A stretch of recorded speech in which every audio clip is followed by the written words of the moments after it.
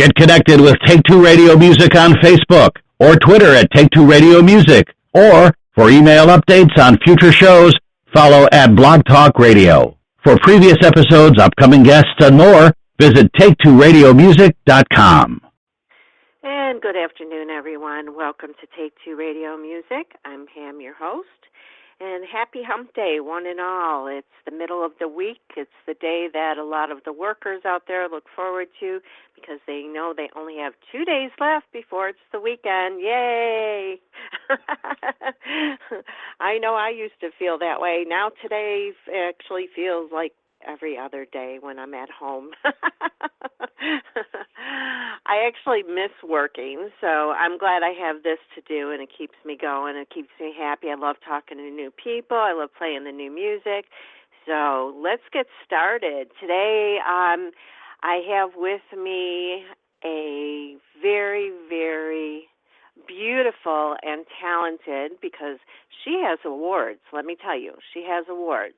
She's an award-winning recording artist, queen of the charts and top of the pops, charting from Europe, Billboard, and Starfleet Music Record Poll. And she's also an author, and her name is Kim Cameron, and I do believe I have her with me. Are you with me, Kim? I'm right here. How you doing? I'm doing just fabulous. And where are you in New York? Are you on the East Coast, West Coast? I'm on the East Coast today. I'm down here in Miami Beach, as a matter of fact. Oh, wow. I was going to ask you, so is it nice out? But it seems like it's always nice there. It is. We're a little spoiled. I mean, today's just a little bit hot, but I'm sure we'll cool off by the time, the sunset comes and we get to see the meteor shower. Oh, are we having one of those tonight? We are. I'm so excited. Oh, wow. I'm surprised my son didn't tell me. He's so into that kind of stuff, and also weather, like 24/7 since he was 2 years old, and he's 19 now. So instead of watching cartoons, he watched the weather. I'm not even kidding. Oh. Strange, but yeah. But no, I mean, it's a good thing. He learned a lot that way. So is Miami the weather there like Fort Lauderdale or where's Disney at? That's where I was. Disney is Orlando. That's sort of in the middle of the state. So it's Miami Beach is kind of special because you're on the beach and you get this crosswind between, because Miami's down at a point. So that's why we were lucky with all of the beautiful weather, because we just get it's hot, but you've got that breeze going on the whole time. That life is pretty good. Yeah, well, I'll have to try that sometime, because I wasn't crazy about Orlando. We went, of course, to take the kids there, and we went on June 1st for a week. And I said, never again. I'll never, ever enter this state again. I thought Illinois had humidity. No, that was nothing compared to what was over there. So, yeah. So let's get on to you and your career. I'm so excited to be speaking with you today. I wanted to ask you, first of all, because it's not many kids, I think, at least that I'm aware of, that choose the clarinet to play at the age of 6. What was it about that particular instrument that said, play me? Well, I have to confess, I really wanted to play the flute, but because, how band teachers are, they don't want to have all of one instrument. So right. All these other little girls had used up, the slots available for the flute. So they said, well, you could do the clarinet, or I think I had one other choice, but I think it was something very heavy. I think it was at the time, the saxophone, which I was like, well, I have to walk to and from school. I don't know if I can carry the saxophone.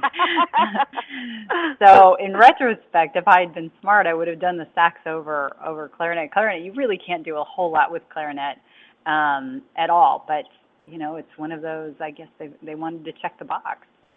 Yeah. I can understand that, because I was in music class, too, in high school, and I remember everybody wanted to play the guitar or the drums or something, and they're like, no. Like you said, they spread it out. So did you stick with it after that, or did you move on to something else? I was a clarinet player. I did marching band. I did orchestra till really up through high school. So, I guess 7 or 8, 9 years, and you don't really lose it. But then they also had me start doing musicals and plays. And at the time, I guess I was one of the few people that could actually, sing on stage, because you're only like 7, 8 years old when you first do your, those little musicals that they do. And so I ended up getting lead parts. And so I was always put on stage. And as you get older and you go to, your high school, the amount of electives that you get to choose starts being limited. So there was a point where I had to choose between band and going into like chorus. And I enjoyed the vocal part of it so much that I quit band and went full-time into the singing side of things. Did you continue being in plays in high school and college and that too? I did, all through college, and then I joined this, really bad cover band when I was right out of college, and we did that for years, and it was so much fun, but believe me when I tell you, we were really awful, and people would come hear us, and I would be like, oh my gosh, I can't believe you're coming to hear us, but it just shows you how much forgiveness we give to cover bands, because as long as we can kind of remember, recognize the tune, we don't care how badly they sound, and boy, we sounded so badly. Well, and then too, we'd sing along with you because, of course, we're going to probably know the music, and we don't hear like any mistakes or anything that you make. Exactly.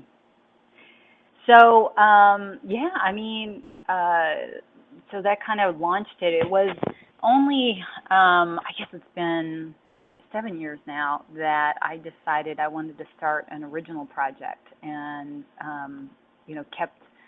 got rid of the sort of cover band idea and went all professional and quit my full-time day job and decided to start this crazy record label and kind of went from there. Now, let's talk about your old-time day job. I mean, I read that you were a radio personality, you were a corporate executive, in broadcasting and stuff. Did that feel like the wrong thing all along when you were in it? Like something was absolutely. nagging you? Yeah. Yeah. I mean, I never wanted, I fell into the corporate thing. I enjoyed the DJ part of it. That was kind of fun. I think I would have stuck with it longer. It's just it's a job that's really hard to make a living out of. That's probably the only problem with radio. But I did enjoy it. And then I kind of got stuck into this corporate, through some twists and turns, and I just couldn't get out. And I just, I had this great mentor of mine said something to me. He said, Kim, you're changing. And when he said it, he didn't mean it in a good way. He meant it in a bad way. Uh-oh. And he was. I was. Some of these corporations, they say they want diversity and they say they want women in managerial positions, but really they want to check the box they have a woman, but they really want you to act like a man. And so that's what they were turning me into, is this very, very gruff, unhappy woman. And it was showing, and it's like, wow, I'm just not even that person. And yet that's what I've turned into.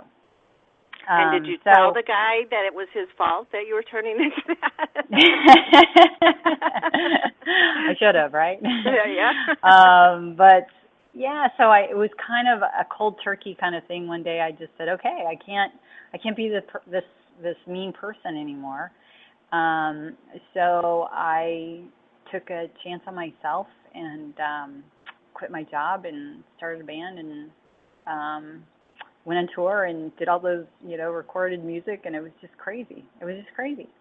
And never looked back, right? I never looked back. I just, there's, it's been a hard road. I mean, being in the entertainment industry is hard to begin with. Trying to, do it without a big, huge Sony or somebody like that behind you is even harder. And then doing it not knowing what you're doing is probably the hardest thing you could do. So you put all of those together, and it was a big challenge. But I'm a big believer that challenges make you a better person, even if you don't succeed on maybe a monetary level. I think you succeed, and at least you gave it a good college try. Right, and I believe that anybody in the arts, music or painters or photographers or anything like that, you have to do it for the love of wanting to do it and not look at the money. I mean, of course, the money's great, and you do need to have it so you can continue on, but you're not going to start out that way. There's very few people that do, and that's really hard. Oh, I mean, I love supporting arts when I can, and it's, I feel everybody's pain because we all go through the very same thing. Exactly. Now, you have a really interesting story that I read behind one of your songs about a military guy you met. Would you share that with our listeners, please? I'm very active in our sort of veterans affairs types of activities. I did a tour across the country to about 12 different veterans hospitals and contributed lots of music and concerts and spent some time with our vets, and then also with our non-vets, the ones that came over and being helped at Walter Reed. And along the way, I did get to meet a gentleman who, it was by chance, we were both flying back from Seattle. I can't remember why I was flying back from Seattle. He was flying to D.C. to try to find a job, and we had this 6-hour flight, and what was really cool about it is it was kind of his first, introduction into the corporate, get a job world. He had just served 2 tours of duty, and he kind of went through this very long, I don't want to say heartbreaking, but it almost tore your heart about how he really could have done anything because he graduated with honors. He had a full degree, and he decided to join the Army because he felt like he could help. Mm-hmm. And so he went over to Iraq, and he spent one tour, which was 2.5 years. He did get injured and have to come back, and said, "No, I joined the Army, to help, and I want to see that through." So he went back for a second tour, was there for another 2 years after he was, had gone through rehab. And what was heartbreaking is he said, I went back there. Here I was gone 9 months, and nothing had changed. He said all the things I'd done, for those 2.5 years, and then getting injured, and I came back and I expected to see results, and nothing had changed. And it was sad because it was the man felt like he wasn't really contributing anything to his cause or the cause of freedom, and it just kind of struck me in this magical way that this guy he's just got this heart of gold. And so I wrote this song which came on the first album called My Hero, and it was just about through his vision, and it was a chance meeting years later. He came up to me, I want to say 2 years later, and said, I don't know if you remember me, but we met, and he had gotten a job and actually had moved to D.C., and I happened to be performing, and it was just, just coincidence. And so here he shows up, and we met again for the first time. I told him that I'd written a song about him. He was shocked. Told his mom, and it was the biggest compliment I got was he said when he heard the song finally, he said, that's exactly the way I felt, and that it was really special. It was one of those, you want to meet the people and you want to have them touch your soul in some way, and I'm lucky that I've had a few of those in my life, and he was one of them. Wow. I just get the chills listening to you tell that story because I can picture you going through all of that and then finally, meeting him again after you've written that song and making such a difference in each other's lives. I mean, to me, that's what a lot of music does for people, and I thank you for that. It's just so beautiful. Well, it's as long as I have the gift to interpret, then I'll keep doing it. Yeah. Once if the gift goes away, then I'll need to listen to other people's instead. Yeah, I don't think it's going to go away for you. I think you're in it for the long term. So now, when you're writing your songs, I mean, do you sit down and put some time aside, or do you just get inspired one day, or is it a little bit of both? It's mainly inspiration. I mean, it's one of those things about songs and melodies. You can't force creativity. If you try to force it, it just feels forced. And I've tried to put deadlines on because we had things that are coming up, or somebody wanted to collaborate with me or something. And when I try to force something out of myself, the lyrical content is terrible. The melodies are terrible. It's just, everything is terrible. So, you go through these sort of big creative spurts, and then they go away, and then you can get some more, and then they go away. And so whenever I do get them, I try to capture as much as possible. I carry around this recorder, and if I get ideas, it's right then when I want to capture it, because I don't know when I'll get that mood again. And right. It is definitely a mood. And when you do get some, some big songs, I mean, some of those, they fly out of you so fast, and you want to go record right then, because you just know it's a great song. Like you're this is a great song. Right. Yeah, but there's no prescription to it. I wish there were, but there just isn't. And you get in some different mindsets. Definitely when I'm on tour, that whole creative side goes away, because it's sort of you're using a different side of your brain when you perform. When I'm off tour and I'm not messing around with my schedule and things like that, that's when I get opportunities to get that creative head back on. But you can't really, I can't imagine trying to write and tour at the same time. I can't put my head around that one. Yeah, I think, you're so prepared to do what you have to do on tour that nothing else matters at that moment in time. Yeah. So, yeah, I can understand that.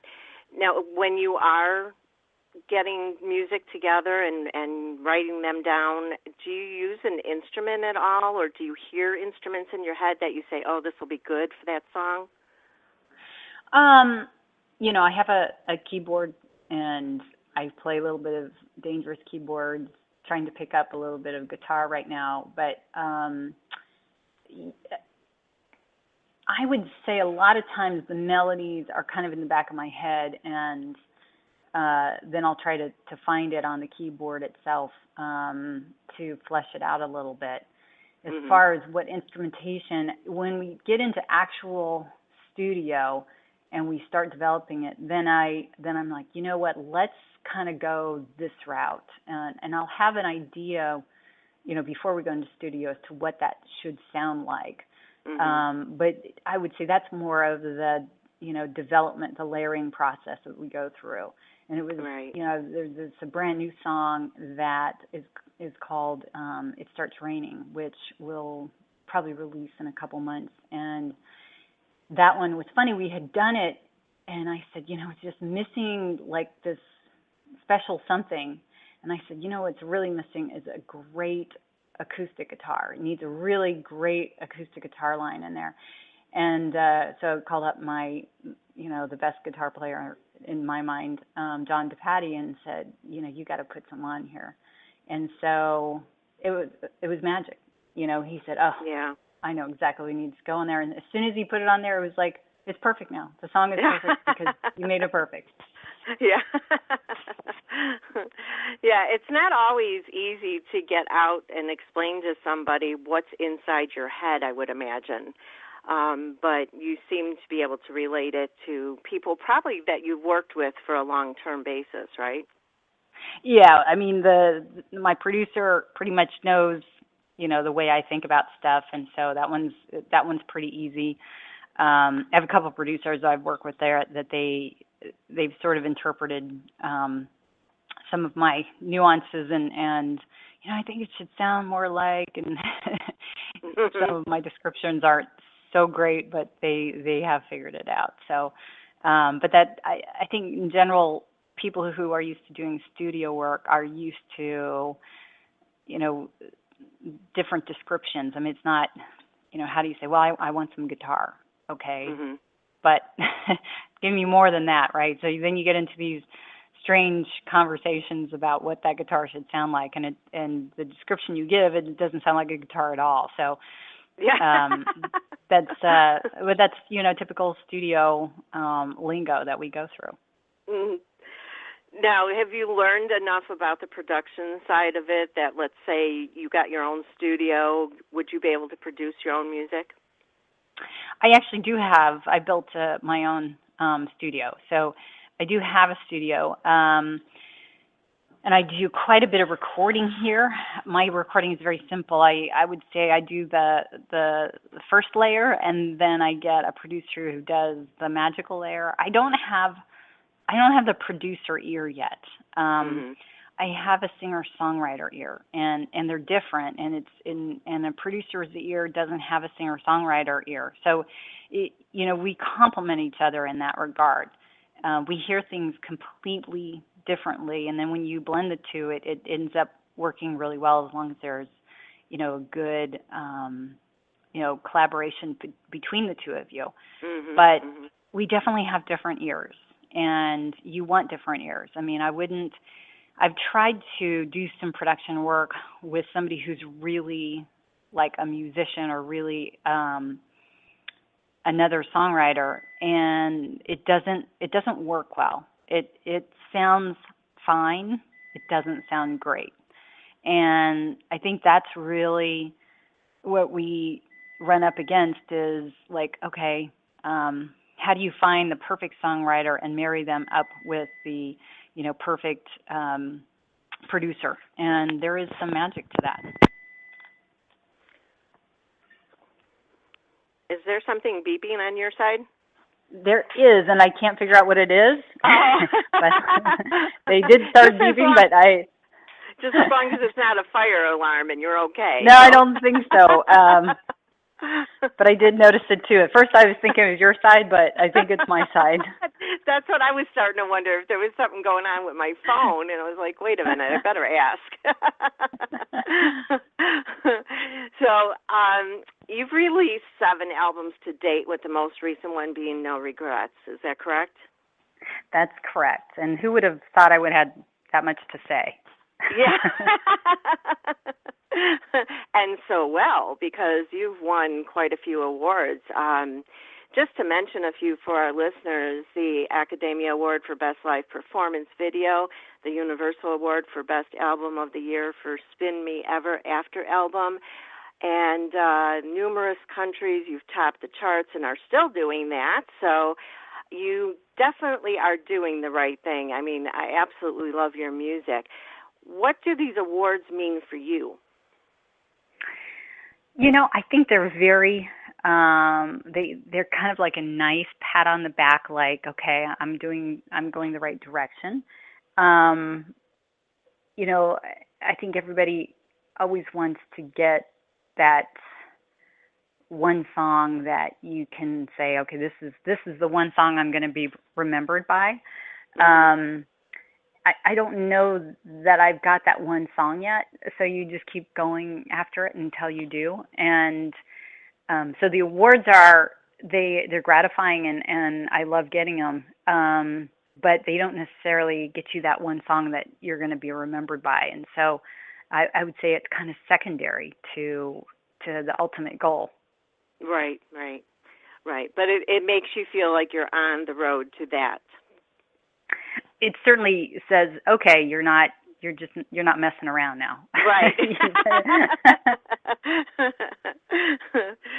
Well, when you're putting together an album, how do you choose the songs that make it on there? Because I would imagine you have a ton of songs. Well, that has never been the hard part. They always kind of go thematically, like when I totally converted over to the dance world, that was the blonde side. So everything really was on that very high-end pop dance mix. And then Spin Me Ever After was all of those songs were meant to be played together, not as individual singles. So I did release it as an album more than individual singles. And they all, most of the songs use the word spin and have a different meaning behind them, depending on which song. And so that was a very electronica album that was meant to be, shared in its entirety. When the Still Spinning came, I wanted something that took that electronica feel, added a little more of the kind of the techno clubness to it. And so that's really what Still Spinning and all those songs ended up sounding like. And then this latest one, No Regrets, I kind of got tired of hearing a lot of the same synth sounds out there.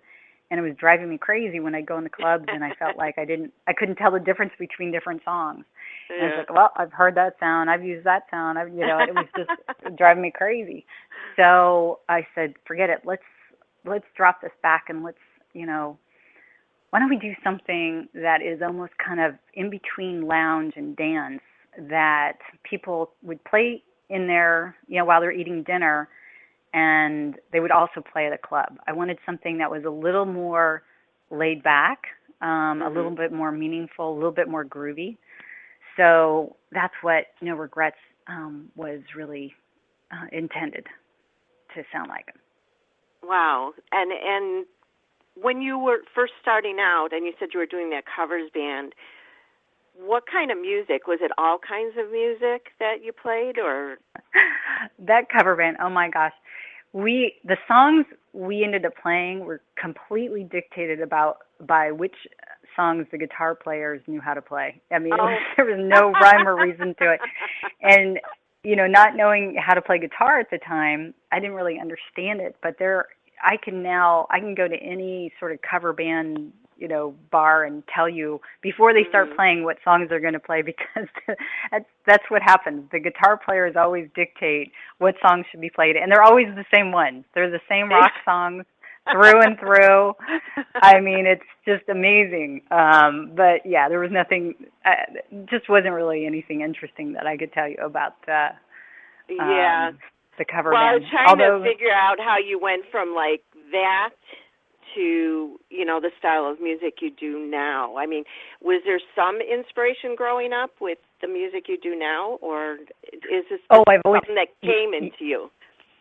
Oh, I've always been a big dance fan. I just never, the problem was I hung around a bunch of musicians which were hardcore rockers.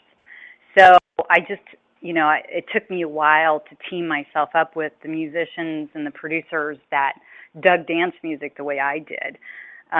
It's not that I don't like rock music. I grew up with it, so it's definitely a part of me. But as far as what I think I sound best doing is definitely in the dance world.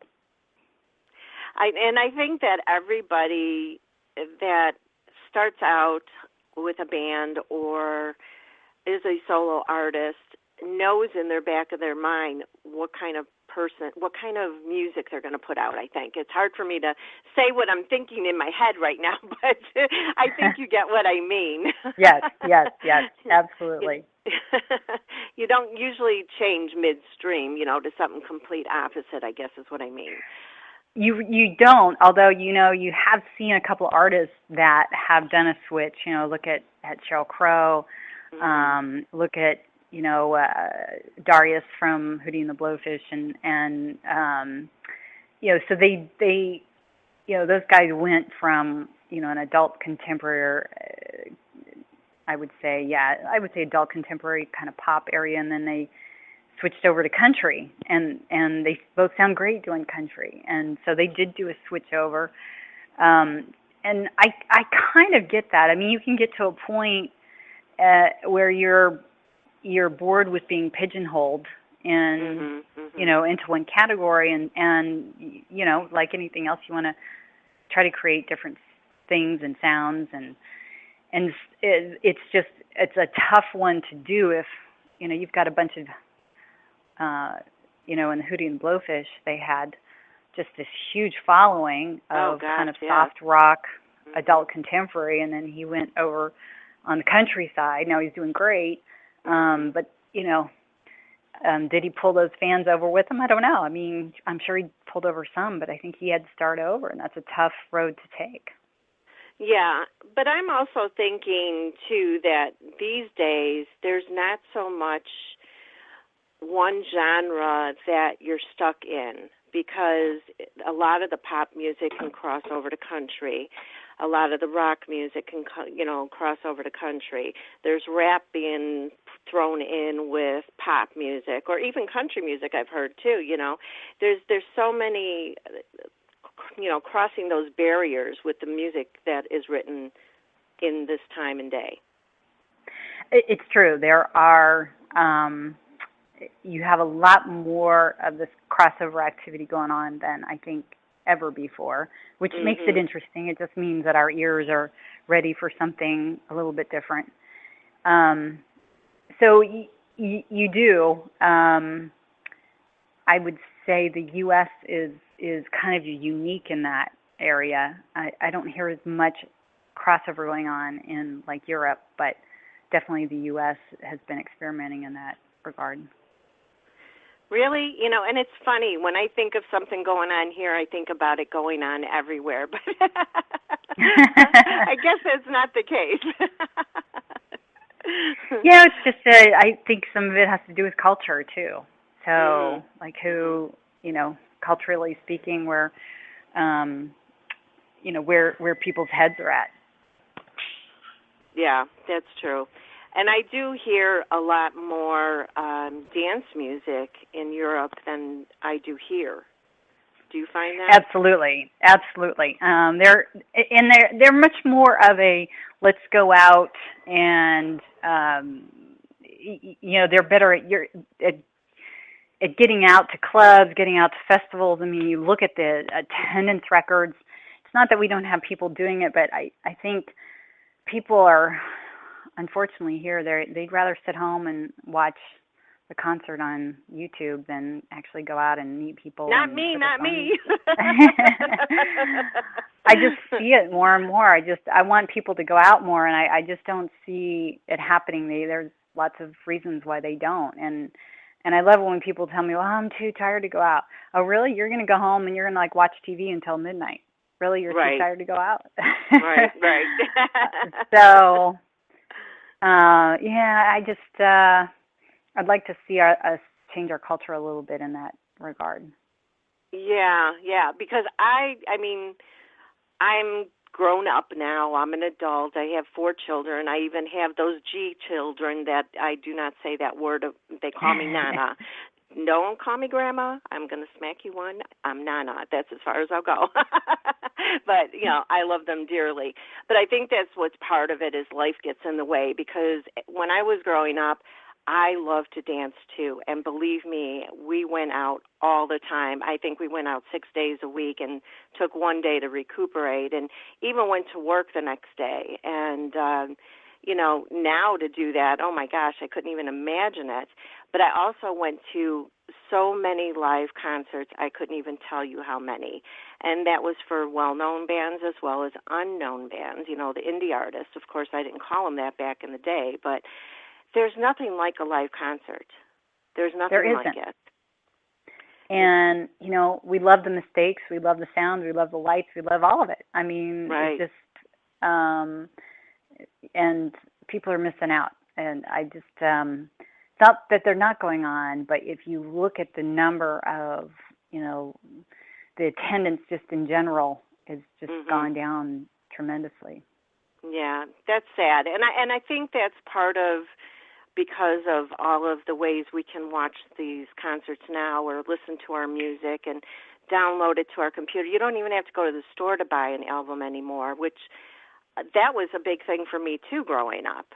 You found a band that you absolutely loved. When they put out an album, you were first there at the store when the doors opened to get that album and open it up and look at the artwork and read everything that's on there and listen to that album over and over and over again.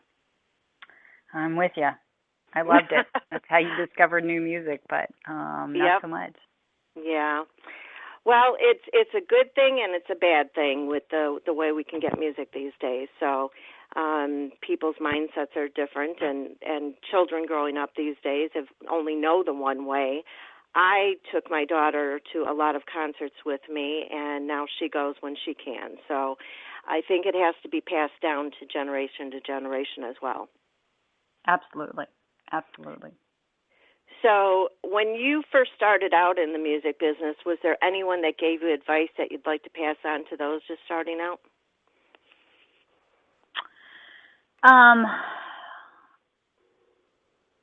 I would say the best advice I could give is it's very easy to be discouraged and not to give up, because you take 2 steps back more than you take 2 steps forward most of the time.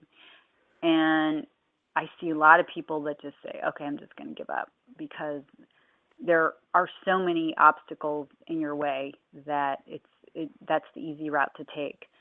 Mm-hmm. And if there's a way to, keep telling yourself or have that person back says, just keep at it, because there's just so much bad news before there's good news on when you're trying to, make it in this industry.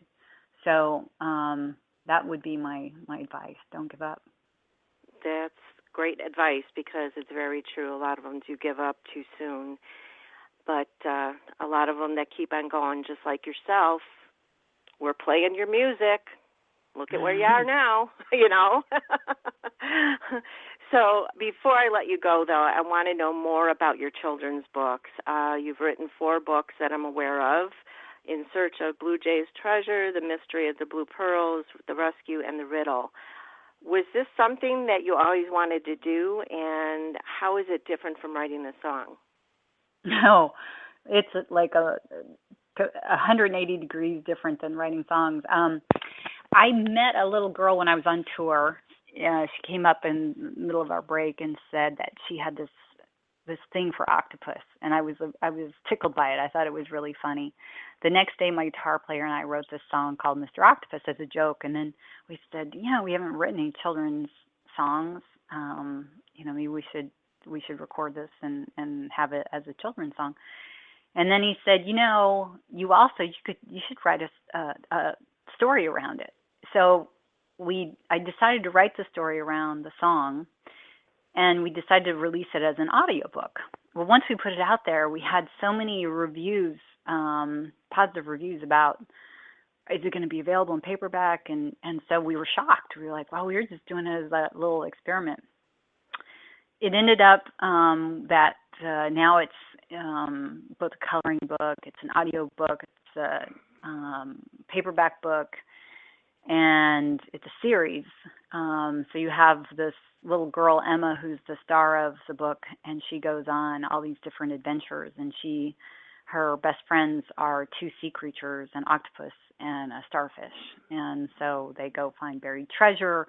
She finds a cure for this disease that's killing these starfish. She uncovers this, secret society that exists in the ocean, and she finds another advanced civilization. So it's all these different adventures. The last one, The Riddle, which I just finished, is actually being featured at a resort down in the Florida Keys at Hawks Cay, which is on Duck Key.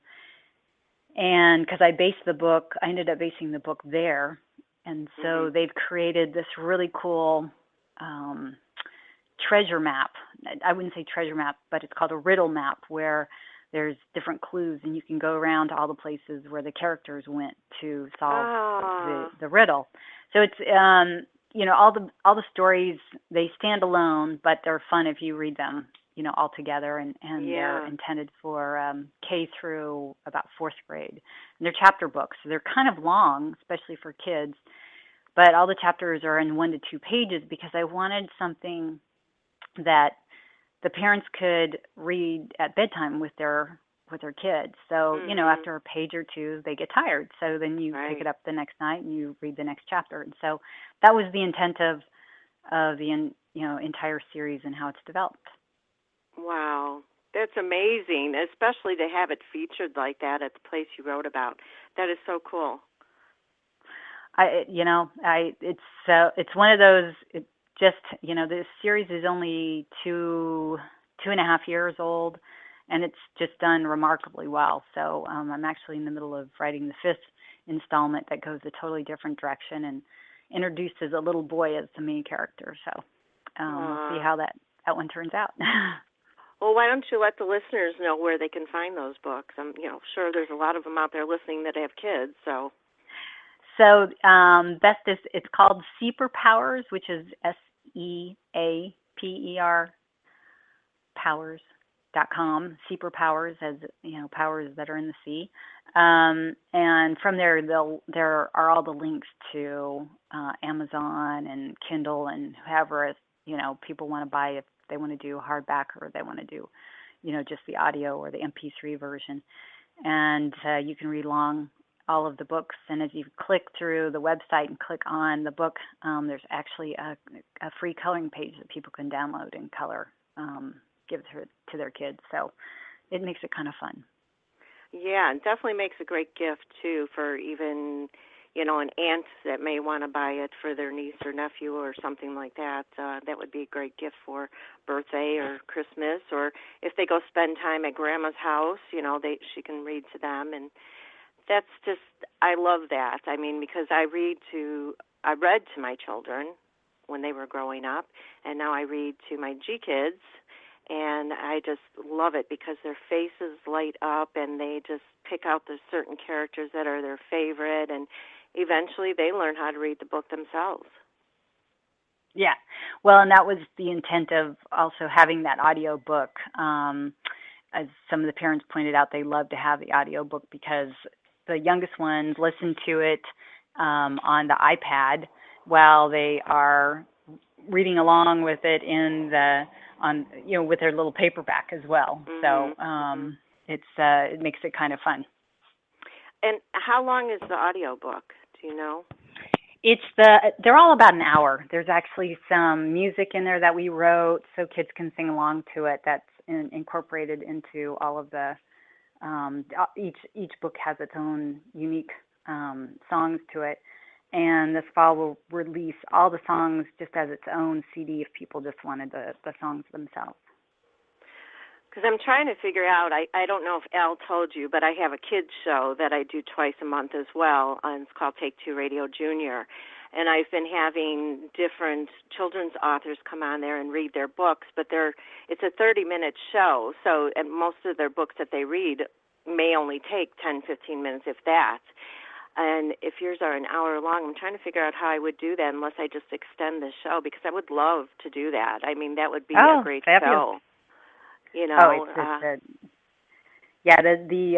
audio portions there, and some of these, they all have special voices and they all have original score, so you have sound effects. I mean, John DePatty did all the production work, and I can only tell you it's amazing.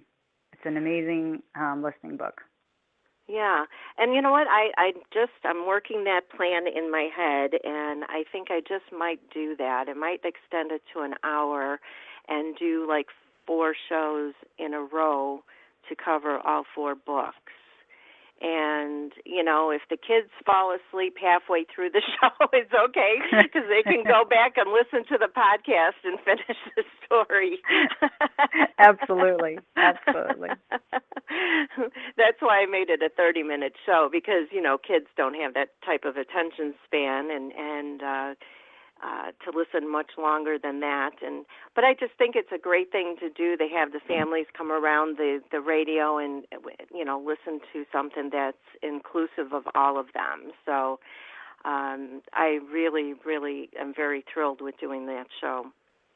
So I'm going to have to look into getting those audios and absolutely, and then upload it maybe, and then do it if that's okay with you. Absolutely. We'd love it. Okay, great. Thank you so much for that. And where can they find your music? The natural places? Yes. Well, the best is just to go to sidefxmusic.com, SIDEFXmusic.com. And from there are links on the front page. They'll take you to, you can go to YouTube, you can go to iTunes, you can go to Amazon. I mean, you can go to Pandora, you can go to Spotify. All of those guys are all listed and linked right there. And so people can buy, listen, download all in one. Yes, and I'm sure it gives the other information too, like your Facebook or your Twitter or any other social media that you're on. Because I know on Twitter you're at Kim Cameron. Wasn't sure what your Facebook was, but I can look that up too and let the listeners know. Well, I want to thank you so much for joining me today. I had a lot of fun speaking with you. I'm going to play two of your songs and play Drive and Blind Love for our listeners after I let you go. But you're welcome back anytime, and I wish you all the best. Thank you so much. I really enjoyed it. You're very welcome. You enjoy the rest of your day. All right. Bye-bye. Thank you. Bye-bye. Okay, and for our listeners, here is Drive by Kim Cameron. On the open road, we've got a ways to go. Switching lanes, I can't regain control. Can't turn around, now I've got no place to go.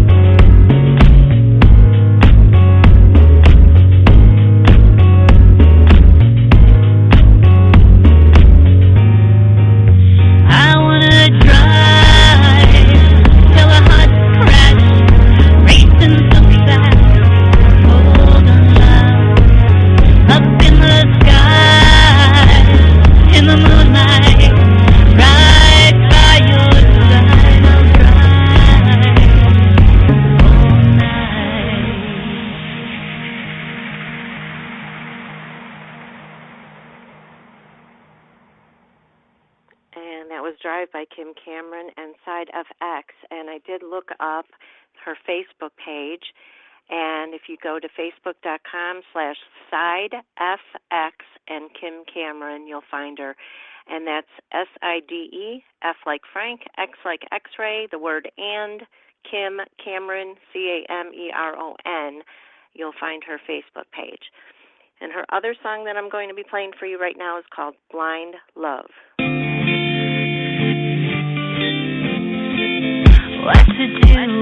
doesn't leave. Start alone, got to losing sleep. But you and me, we were meant to be.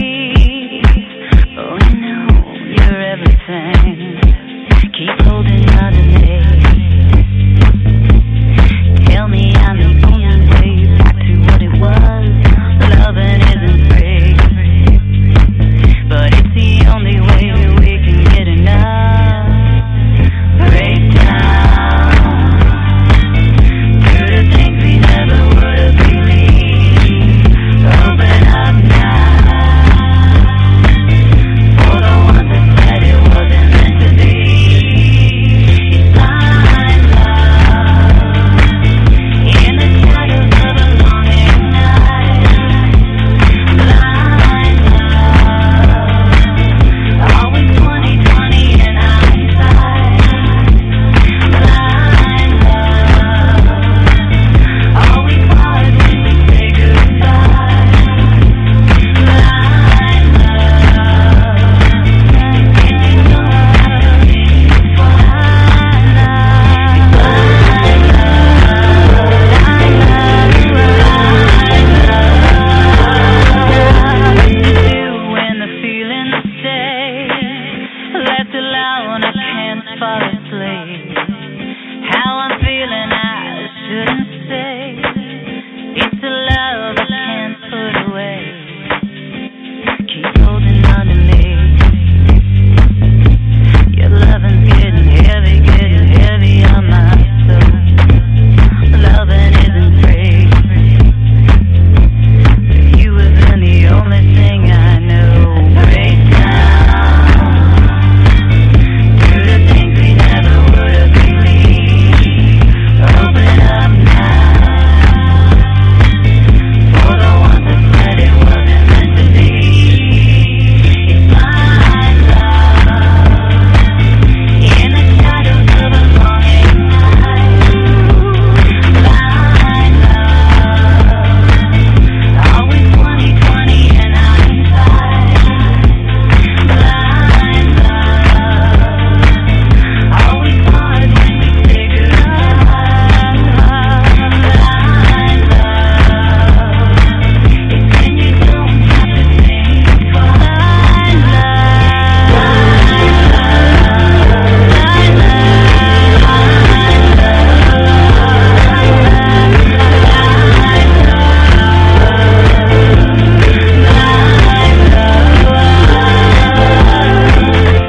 Keep holding on to me. Keep holding on to me. Keep holding on to me. Keep holding on to me. It's blind love in the shadows of a longing night. Blind love, always 20/20 in hindsight. Blind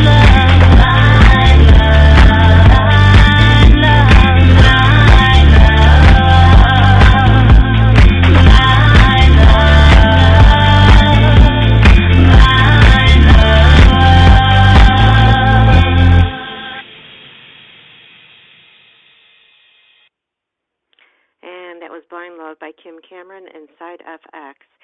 Now, as we were talking about earlier, people not going out as often, get a babysitter, take some time off, plan your week. Just get out at least, once a month and go see your favorite band play live in concert, or discover new bands at festivals. There's a lot of them going on in the summertime. I know in Chicago they have Lollapalooza, which is this 2 or 3 day event with all these huge names, and there's plenty of bands out there that there's going to be at least one that you're going to want to see. But definitely go out and do it. I mean, not only is it good for you, it's good for the bands that are out there or the solo artists that are out there. It encourages them to keep doing what they do and love. So besides just buying their music online, get out, go see them, support them in that way too. And it'll be good for you because you'll have fun. I guarantee it. So with that, I hope you enjoyed today's show. I will be back again Monday. I believe that's the 17th. No. Well, whatever next Monday is. I don't have the calendar in front of me. But I'll be back like I am every Monday at 3 p.m. Eastern Time for another hour of indie music from around the world. So take care, everybody. Enjoy the rest of the week, and the weekend's coming. Get out and have some fun while it's summertime, and we'll talk again soon. Take care, everybody. Bye-bye. Get connected with Take Two Radio Music on Facebook or Twitter at Take Two Radio Music, or for email updates on future shows, follow at Blog Talk Radio. For previous episodes, upcoming guests, and more, visit TakeTwoRadioMusic.com.